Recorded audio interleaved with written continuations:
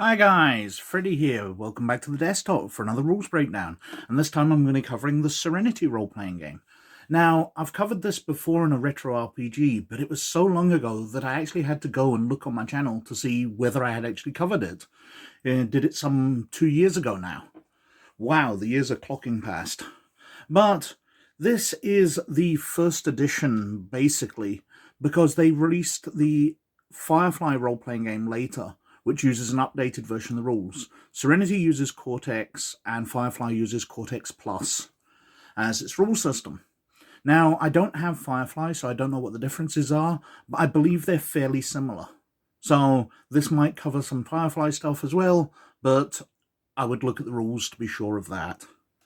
Now, Serenity differs from Firefly because it only covers things dealt with in the movie Serenity. The licensing agreement they had did not allow them to do anything from the TV series, which does make it quite limited. But if you've watched the series, then you know what happens in it and you can probably create stuff yourself. But the Firefly game itself probably covers those things in way better detail. Now, for examples, I'm going to use Malcolm Reynolds, who is on page 8 and 9 here. Let me line that up. And let me move my light so it's not glistening off the page so much. So, we've got his attributes here, and we've got some background information, including traits. But we'll ignore the traits as they can be very different for characters. But basically they add to your ability to do things. Now, for skill rolls, you are adding an attribute to a skill.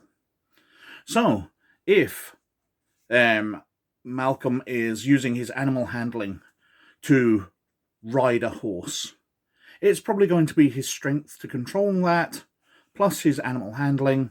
So he is rolling a d8 and a d6 against the target number decided by the Games Master. Now the target numbers are on page 141. So we flick to there, we can see easy target number 3, average 7, hard 11, formidable 15, heroic 19, incredible 23, ridiculous 27, impossible 31.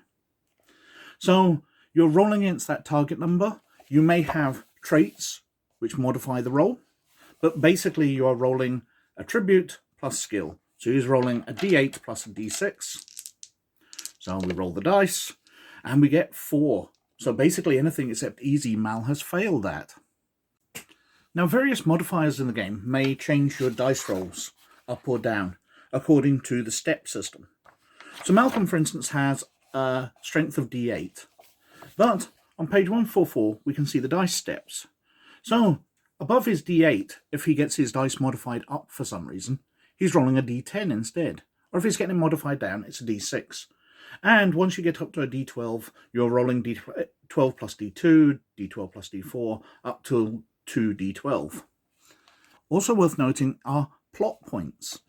These are points you earn during the game, and I'll go into those in the advancement section because they kind of convert into experience points. But you earn your plot points as you go through by doing heroic actions and role-playing properly. But again, we'll cover that in the advancement section.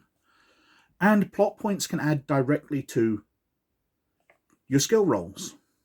So if we go back to dice steps, by spending 1 plot point, we can add a d2, 2d4, 3d6, 4d8, and 5d10, and so on. So by spending a bunch of plot points, you can increase a skill.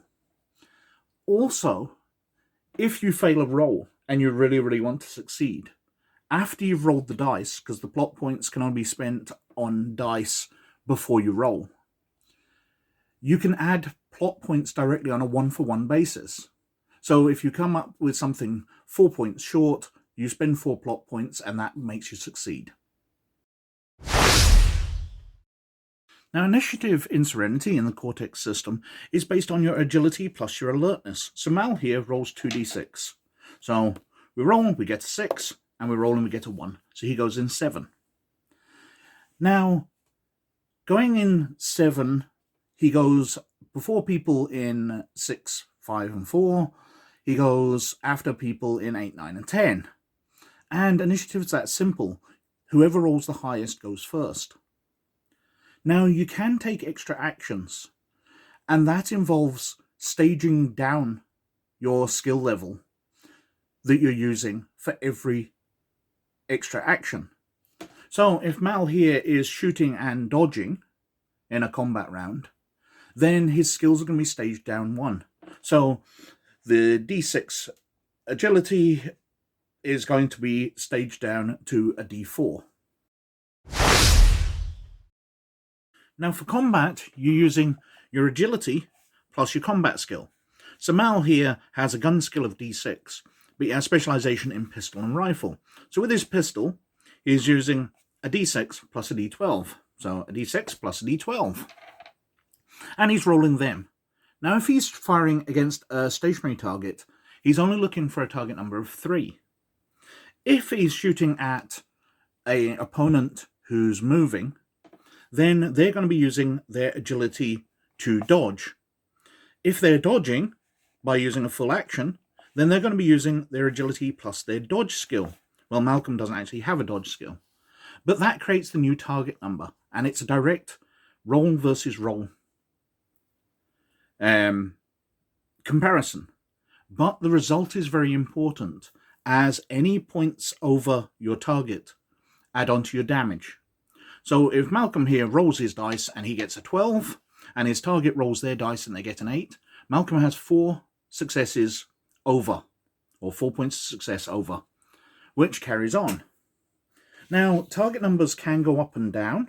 If I turn to page 153,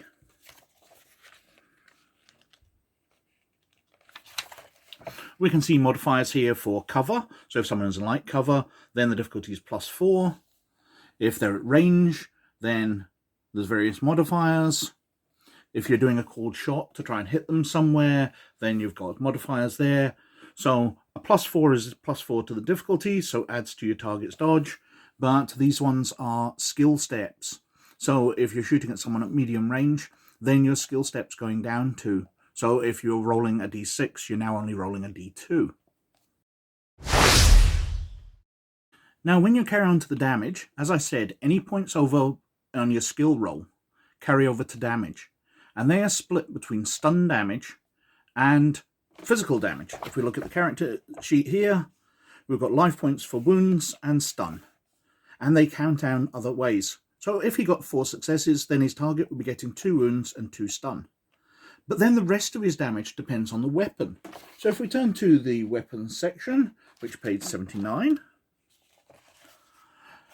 Mal uses a pistol, which does a D6 wounds. So we roll a D6, we get a 2, so the target's getting 4 wounds and 2 stun from his 4-point success. Now, as I said before, you're counting your wounds from one end and your stun damage from the other end. Because when the 2 cross, you need to make a roll. Now, if we look up the effects on page 157. So, fallout from damage. Passing out. If your total damage from both stun and wounds equals your life points, so basically if the 2 are meeting or crossing, then you need to make an average endurance, vitality plus willpower roll, or fall unconscious. If you receive stun damage after you've fallen unconscious, then that damage becomes shock points. So stun damage heals fairly quickly, shock points take a lot longer. And wound penalty. When you've taken wounds equal to half, so in Mal's case 10 points of wounds, you get a -2 step penalty to all attributes. And when your life points are filled up with wounds, you die.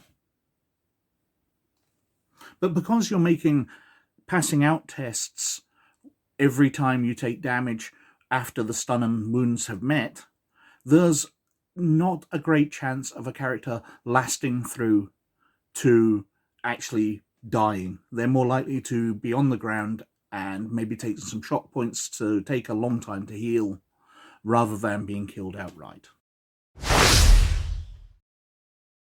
Now, for advancement, the system uses plot points. Now, plot points are a really interesting part of the Serenity Cortex system, as They can be used to improve your skills, as I mentioned before, but they're quickly earned and quickly spent.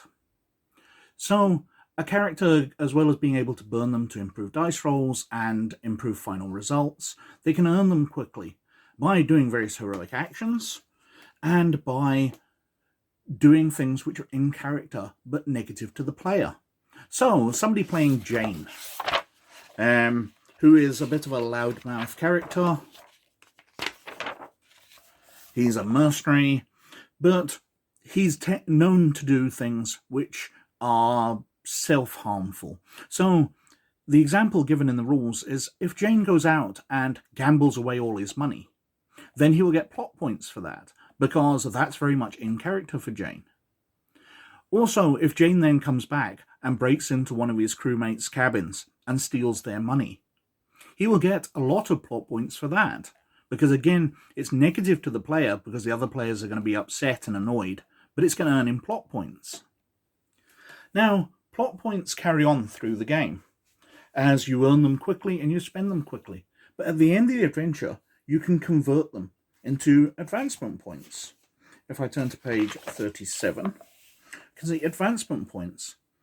And basically, by spending plot points, whatever's remaining at the end of adventure, although obviously you can leave some to carry on through to the next adventure, you can convert them into increasing your attributes. So if you're buying a skill at D2 level, it costs you 2 advancement points. Up to 4 costs you 4. Increasing it from 4 to 6 costs you 6, and so on and so forth. Attributes are likewise, but far more expensive. So buying one from D4 to D6 costs 24. Up to D8, 32. Up to D10, 40. So they're 4 times the cost of the dice size that you're increasing it to. And that's how the advancement points work. Instead of being given a massive bundle of experience at the end of an adventure, you tend to earn it session to session.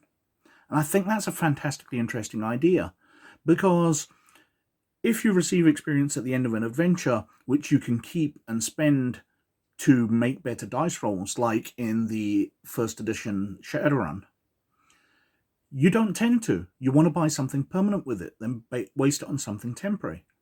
But if you're earning these points quickly during play, then you're far more likely to spend them. And strangely enough, because you're only getting a very small award for completing the adventure, most of your rewards are coming through role-playing and doing stuff in-game. This tends to reward players who are really taking a part in the game. Those who are just along from the ride will only be receiving very small awards to the group for general accomplishments. Whereas the person who's going out and really role-playing the negative aspects of their character, as well as accomplishing things in the game, is going to be earning loads of these, be able to improve their skill rolls and improve their skills and attributes at the end of the game. I really do like this system. It's fantastic. And that is a quick look over the Serenity role-playing game.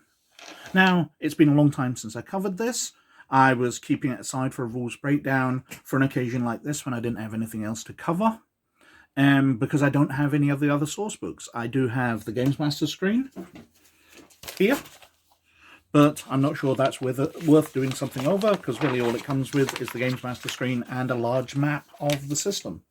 I also have a couple of adventures for the game, but I don't tend to like covering adventures. So it's a very nice game. The advancement system is fantastic. It's probably the best advancement system I have covered. While advancing the skills and attributes isn't anything innovative, the way you earn the points and can spend them in game and afterwards, absolutely amazingly good. But as usual, I think I've whittled on for quite long enough. Thank you very, very much for watching. Please like, subscribe and comment below, as it does me massive favours with the YouTube algorithm. But most of all, as always, you look after yourselves, and I'll catch you later. Bye now.